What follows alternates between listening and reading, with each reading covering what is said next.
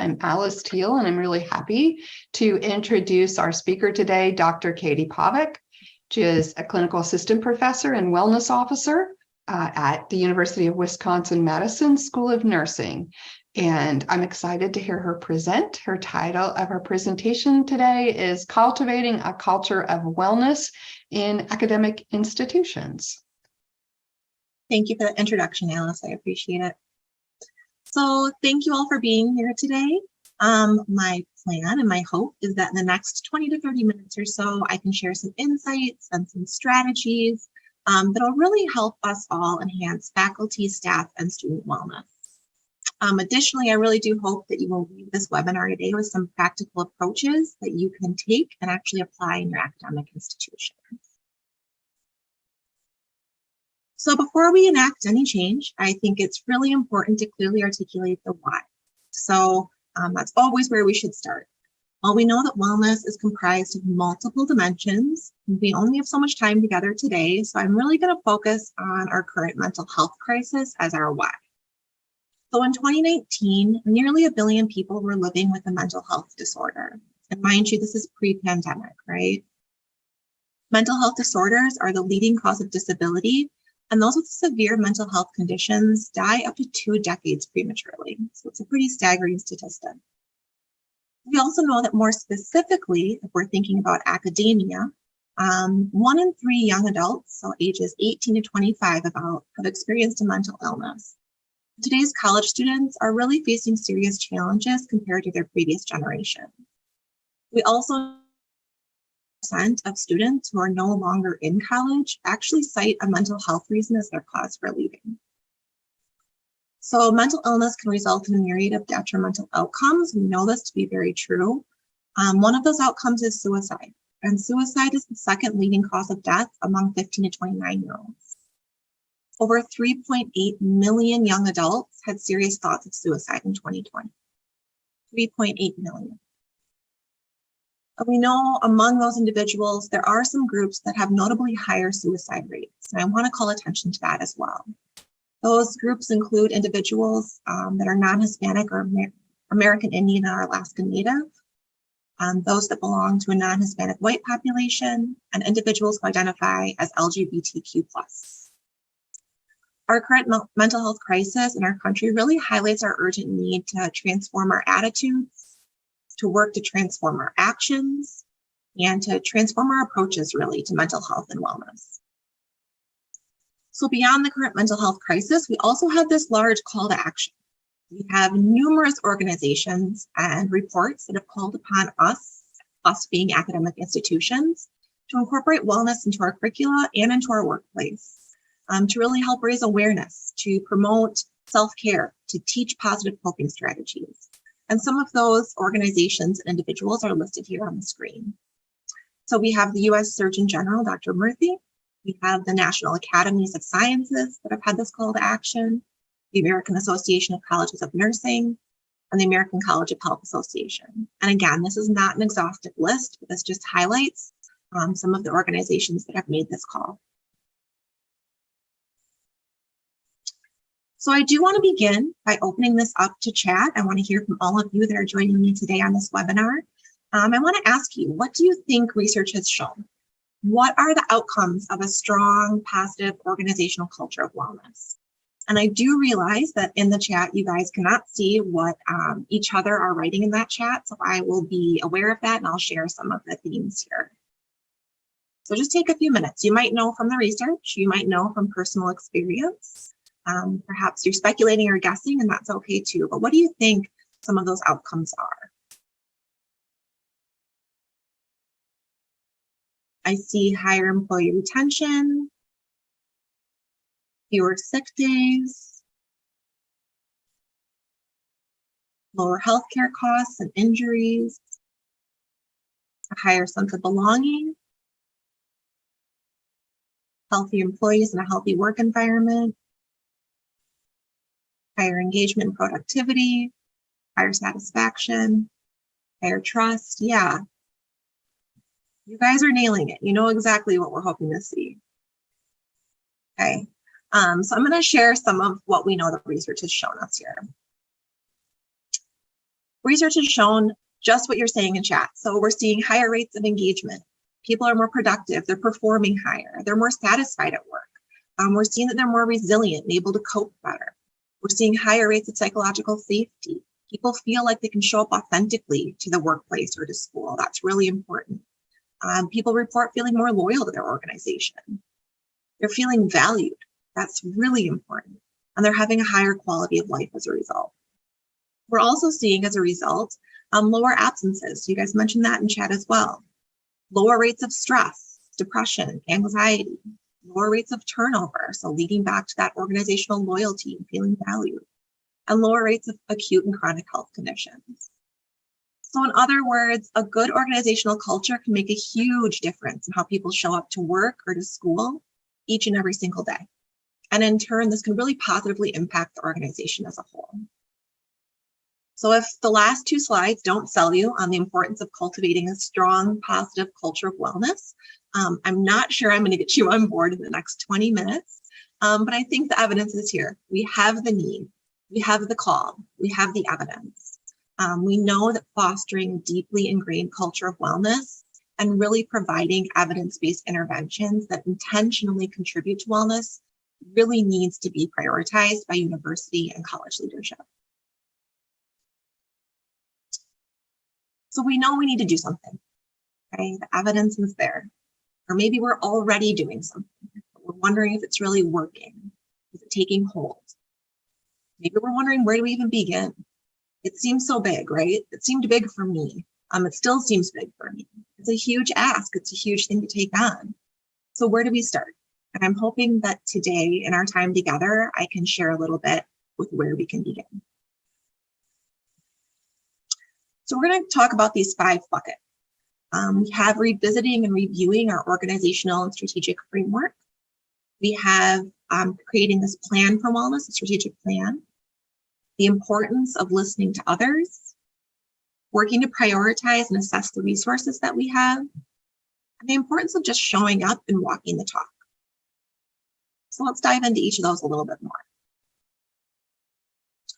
Revisiting and reflecting on your organization's values is an important initial step when working to cultivate a culture of wellness. The wellness culture should really tie back to your organization's core values, mission, vision, and goals. So it's vitally important that you're aware of and really understand those elements of your organization. If you don't align with organizational values, efforts to create this wellness culture are likely just going to be unsustainable. I would also encourage you to not do this in isolation. This work should be collaborative. Talk with some colleagues with varying roles, with varying perspectives, maybe varying years of experience within the organization. Pull in students and get their input as well. Ask them how they read and understand and interpret your organization's mission, vision, and values. How do they see these elements aligning with the culture of wellness? Or where do they see some gaps? So have some of those organic conversations. After you've had some of those initial conversations with your colleagues, consider writing down your thoughts and ideas. So whether you hold an official position as it relates to wellness or not, I encourage you to really start with this strategic plan. So what's your vision? Start there. Your vision should be where you want your organization and culture of wellness to be in the future. It should relay your purpose, your direction, and where you really want to be headed. So I'd encourage you to think really big here. As you're thinking through that, make sure that you're using really clear and concise language and keep it as short and direct as possible. It should be something that you can quickly bring top of mind, like 1 to 2 sentences. As we just talked about, make sure that that also aligns with your organizational vision. What's your mission? This should describe what the organization really needs to do in order to achieve the vision. How are you going to get there? So set your mission in the present tense. Your vision should be aspirational and your mission should be much more actionable. Once you've thought through those components, think about your rationale. Why is this work important? Think about, for example, what we talked about at the beginning of the presentation. What is the why? What is your why? What is motivating you or your organization to cultivate a culture of wellness and develop a wellness strategic plan? Why does it matter? And how does this support or align with your organization's overarching goals? As you're thinking about those big picture items, then start thinking about more specific, achievable, manageable goals. Identify both short and long-term goals. So think about short-term goals that you believe you or your organization could accomplish in the next year or so. Beyond that, think about longer-term goals. What are longer-term goals that would also support your mission and vision?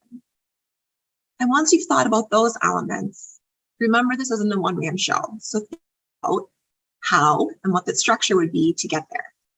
You have your vision now, you have your mission, you have your goals. Who are you going to collaborate with? Who are your stakeholders? What resources might you need?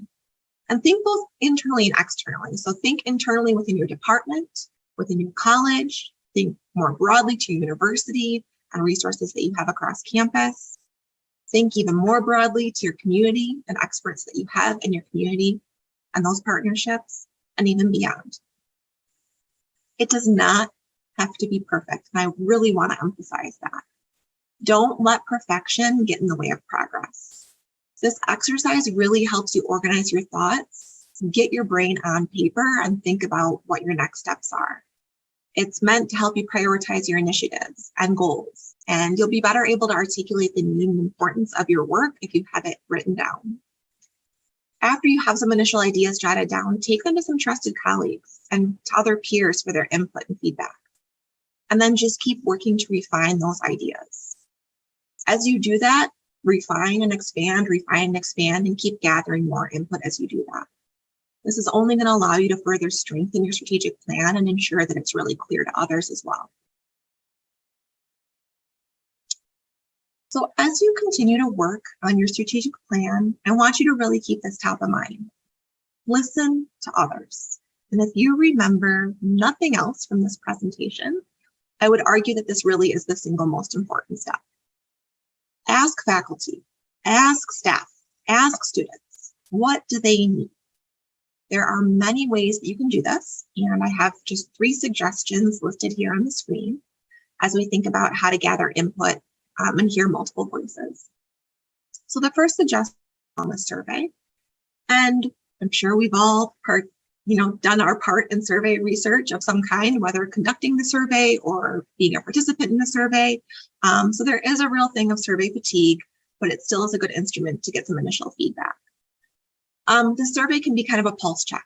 So the benefits that you can collect a fairly large amount of data fairly quickly with pretty little burden for other individuals. And you can use this really to understand the current strengths and the needs of your community or organization. Data then can be used to inform, guide, and prioritize wellness initiatives, really with the intent to support individual and collective well-being. Do work with others to develop this survey. Again, varying perspectives. You're going to hear me say that multiple times yet today. That's really important. People are going to think of things or have questions that you would not have considered yourself. So make sure you're gathering input from others too. Ideally, try to keep that survey as concise as possible. That's really where that survey fatigue comes in when we're trying to ask all the questions. But I would encourage you to keep that like a 10-minute or less kind of commitment to really help improve your response rates. Another approach, hopefully many of us are now back in person with our colleagues and peers and students, so we're able to do some of these other activities as well. And the next one is called One Wish. And so I just want to talk through this activity with you today. I was first introduced to this idea by Dr. Sarah Richards from the University of Nebraska Medical Center. So I do need to give credit where credit's due here. We have adapted the activity a bit for our use, so I wanted to share this just as another approach of how you can gather input. To complete the activity, gather faculty and staff ideally in person, and then try to group people by similar role. So you might have one group that's tenure faculty, one that's clinical faculty, and one that's staff, for example. And I would encourage you to consider asking leadership to not be present for this activity. And the reason for that is just really to help foster a safe space and allow people to share ideas open and freely. Hopefully leadership understands that and can back that idea, but I would encourage you to make that happen. So the whole purpose of this activity is really to gain a better understanding of what individuals believe would best improve their overall work experience. So every participant gets to write down one wish, and you write it like on a large sticky note, not the standard size, but the really big ones, and write down one wish that would most improve their work experience. Have them put that on the wall around the room, and everyone's going to be given 3 dot stickers. So 2 blue and 1 red, and they can use those dots to vote. Everyone will walk around the room, read all of the wishes, and then vote for the top 3 wishes they believe have the most positive impact on their work experience or day-to-day work life. The red dot represents a critical need. So if anyone has a critical need, they can use their red dot to indicate that level of importance. And this is designed to help ensure that all voices are heard, really to help prevent certain individuals or groups from being marginalized. So meaning even 1 red sticker, if that sticky note has no other stickers, but it has 1 red sticker, that is of critical importance. After that part is done, then we'll take all the sticky notes and we will rank the wishes based on the number of votes and perceived impact. And I do want to point out that all wishes are good wishes and all wishes are good ideas. And so all wishes are collected and documented and shared back with leadership as a collective whole. So it's an exercise to help kind of identify where first steps might be. But that doesn't mean the other wishes are important or won't be worked on at a later date. So that's really geared towards faculty and staff. And then of course, we also have student chats, and many of you probably do this as well. Oftentimes these focus on curricular needs, but I would encourage you to pull in wellness too. These are great opportunities to hear what students are doing well, what is filling their bucket, what is working, but really what their needs are as well. So we host regularly scheduled student chats or advisory board meetings, and these can occur as frequently as you want them to, but I would encourage you to really have them scheduled so students can plan on them and work to make it something that they can put on their calendar and fit in their schedules to attend. They're informal. Students are able to kind of set their own agendas or openly discuss what's going well or what they want to talk about, some of those areas that they're struggling. And these chats really shouldn't involve course faculty or anybody that has any sort of influence over their grade or their progression in the program. And again, just like the One Wish activity, this is to remove that hierarchy to allow a space where people feel free to come and openly share what's going on. We do know that wellness needs vary across faculty, staff, and students. And once you've spent considerable time listening, it's really, really important to share what you've learned and the actions that you plan to take as a result or your organization plans to take. So not only be there in the space and actively listen, but let them know that you hear them. Let them know what the themes are. Let them know what you learned from those exercises and what you plan to do going forward. That's really important to communicate that. So we know change is hard, and we know change is messy. Listening to the sticky spots is also hard, but we really cannot savasana or meditate our way to wellness without going through some of the messiness. So we have to do that hard work. We have to understand our strengths and really where we need to make some changes, both individually and also as an organization. If our environment consists of notable barriers and we can't really work through those barriers, then we can't expect to truly improve wellness until we work to kind of clean up our own house. So once we've had these conversations, and again, they should take place repeatedly and over a period of time. These are not just one-time conversations, but after we kind of do that assessment, then we need to think about prioritizing and assessing our resources. Where are our strengths? What are we doing really well? What can we capitalize on? What can we leverage even more? Where are our needs? What are the stickiest spots that we really need to pay attention to? What are some of maybe our low-hanging fruit that we can make some quick, easy, actionable change on? Let's do that first, maybe. What resources do we need to make that change? Collaboration, again, so important.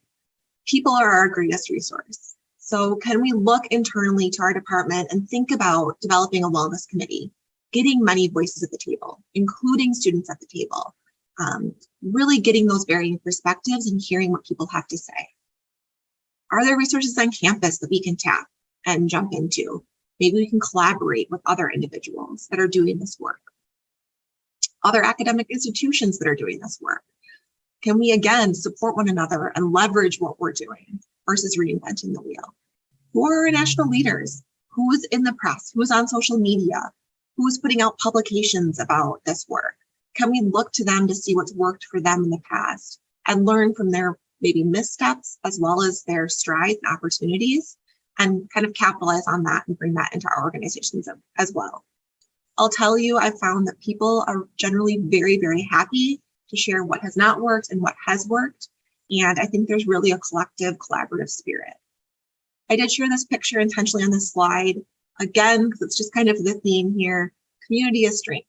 And so I think it's really important we look out for each other and we collaborate and work as collectively as possible. So there's many ways to positively influence organizational culture, and leadership really is a big one. Employees and students need to believe that academic institutions both value and support their well-being. And when individuals see leaders role modeling these behaviors, they're going to inherently become more comfortable also devoting time to their own wellness. So I'd encourage you to lead transparently, be open about taking time off to care for yourself or for others in your life. Role modeling and walking the talk also signals that wellness is an integral part of our culture, not just a nice to have, not just something we squeeze in when possible, not just an extra. It isn't just a top-down approach, though. It is bottom-up also. And I mean listening to all voices, sharing ideas, getting everyone involved and making all voices heard, embracing the lives of individuals outside of work or school, and encouraging people to really show up and live authentically and supporting them. Other ways you can do this and really kind of walk the talk and make it more front and center: incorporate wellness at regular organizational meetings. Have it be a standing agenda item. Have it be something people expect to hear about, look forward to hearing about. Have it ingrained. Include wellness in your organizational messaging, in messages from the dean, in your website, in email communications or newsletters. Again, something that's always showing up and not just something extra. Work to integrate your wellness into the curriculum. I really believe if it's not in the curriculum, it's not in the culture. So our students need to see the importance of this. This is as important as other skills that they're learning in their education. These are skills they're going to take with them, hopefully throughout their entire life, that will further benefit themselves and others in their lives. Work to create that intentional time and space to build community, to get to know one another so you're more able to work collaboratively. We know when individuals feel better across multiple dimensions of their lives, so thinking socially, physically, financially, mentally, spiritually, right? When we're feeling better in those dimensions, we really have the tools to not only thrive ourselves, but we're going to see our organization thrive as well. I do want to recognize that in this work, there are always laggards, and that's okay. But just keep showing up. Keep showing up and doing the hard work, and you will find that eventually they'll catch on too. But don't be discouraged by that, because that's part of this change. So recognize the small wins. This is a quote that I have at my desk: small steps are still progress. And recognize the progress amidst the mess. Give yourself the space and the grace to make lasting, impactful change, and know that it can be messy. I did include my email on the slide as well. I am more than happy to hear from anybody after the webinar today. I am going to walk the talk. I believe in the collaborative spirit, so I'm happy to connect with anybody as you work on this as well. And just thank you for being here today. Thank you, Dr. Pavic. That is fantastic. Just such a positive, okay, small steps are still progress. I think that's fantastic. Those of you who are attending today, if you have questions, you can certainly put it in the Q&A so everyone can see it. And that might spark other questions, or you can put it in the chat. And one of the questions that I have for you, Dr. Pavic, is so repeatedly today, I did hear this, right? About collaborate and find interested colleagues and community is strength, and just really recognizing the importance of connection. For those faculty who are maybe new to their organization or to somebody new in this type of position, like how do they find their people? Yeah, there's not an easy answer, I think, for that, but thank you for that question. I think one, recognize it takes time to build those organic relationships, just like it does in any aspect of our life, right? Friendships, neighbors. We don't move to a neighborhood and have instant connections with our neighbors. Those lasting connections take time to develop, and it's trust. So I would just encourage you to have some hallway conversations. That's how I found people that I didn't maybe know had similar interests, talking about what we did over the weekend, that they really like to go hiking with their family, or they attended a yoga class, or whatever it might be. It doesn't have to be those examples, but finding those commonalities. Something that's really helped me in my organization is starting a wellness committee. People came out of the woodwork, and just having this call to the school and saying, this is something we want to start. This is something we see value in. We want to have people at the table and having that support to do that work. We had 20 people at the first meeting, which was huge. And then you start to learn about those individuals and why this work is important to them. And not just having that standing agenda, but having time and space to get to know people as true individuals is really, really important. So I would encourage you to try to get some sort of committee if you don't have one already. And if you do have one, have more informal conversations where you can get to know one another. Not only does it help build those relationships, but it makes the work a lot more fun when you get to know that about other people. Absolutely. Thank you for sharing that. Yeah. It kind of, just think about that being authentic, how inspiring that is, and finding your people. The question in the Q&A is, okay, so now we have a roadblock. So let's ask you this. What would you say to an to organizations who are apprehensive about employee surveys for whatever reason? And the person had put in the Q&A, it seems to be the case for their organization. I think the first thing I do is kind of go into leadership of whoever that kind of hesitant individual or party is and ask the why. What is the hesitation about survey research or just gathering survey data? Perhaps they are concerned about the burden of surveys and there's too many in the organization. Perhaps they're concerned about response rates and if that's really reflective of the population as a whole. Perhaps they're nervous about what the data might say and they don't really want to know. So I think until we understand why that hesitation is there, it's hard to address the problem. And again, there's other ways to get this information, so it doesn't have to be a survey. I think it's largely dependent on the size of your organization and who you're trying to reach and kind of what resources you have to make that happen. Sometimes surveys are the best because you don't need a ton of resources to get that data back, but it certainly isn't the only approach. It looks like we are at the end of our questions, just as we are at the end of the session today, but I do appreciate that you have your email here on the screen. And I know a couple people have said they can't wait to listen again. And the information is in the chat for those who want to listen again and for the information about the CE and the survey link. So thank you very much for your presentation today. Appreciate it. Thank you. And thank you all for being here. I appreciate it.